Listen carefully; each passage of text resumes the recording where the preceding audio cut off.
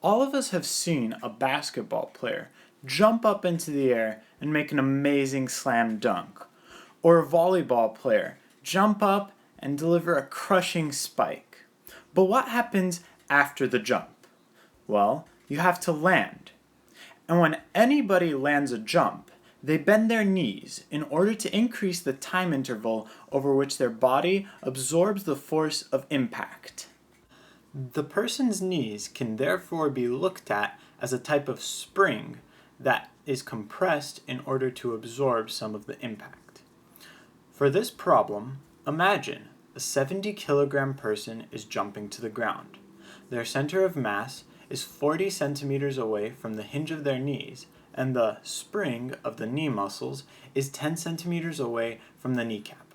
Assume that the force of the person's weight is always pushing perpendicular to the axis of rotation. Using the given information, what would be the spring constant of the knees if the torque produced by the knees was equal to exactly 3/10 of the torque produced by the person's body weight? You can now pause the video and work on the problem. So the only force that the body is exerting is the force of gravity. And because the body is on the surface of Earth, you can calculate the force of gravity, which is mass times the acceleration of gravity. And the force of gravity is perpendicular to the rotation of the axis, and that's stated in the problem. And by the definition of torque, you can calculate that torque is equal to radius times the perpendicular force. And in the problem, it's stated that torque 1 times 0.3 is equal to torque 2.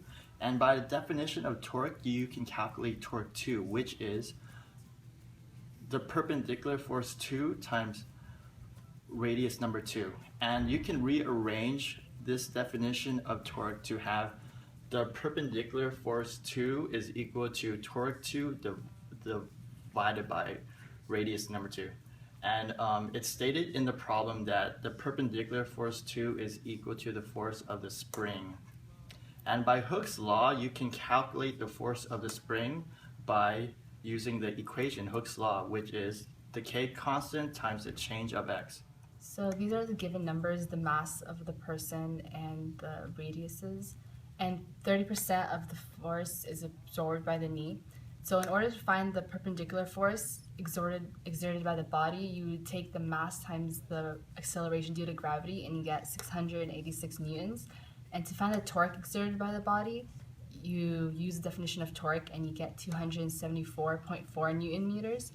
To find the torque exerted by the spring, you would take 30%, which is absorbed by the body, times torque 1 of the body, and you get 82.32 newton meters.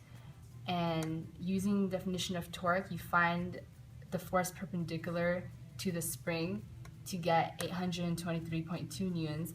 And using Hooke's law, you can find the K constant, and the K constant is equal to 8,232 newton meters per meters. And because of sig figs, you just make that number 8,200 newton per meters. Some common errors or misunderstandings that could occur in this problem would be due to incorrect application of Hooke's law, incorrect application of the definition of torque, or failing to carry out the unit conversions.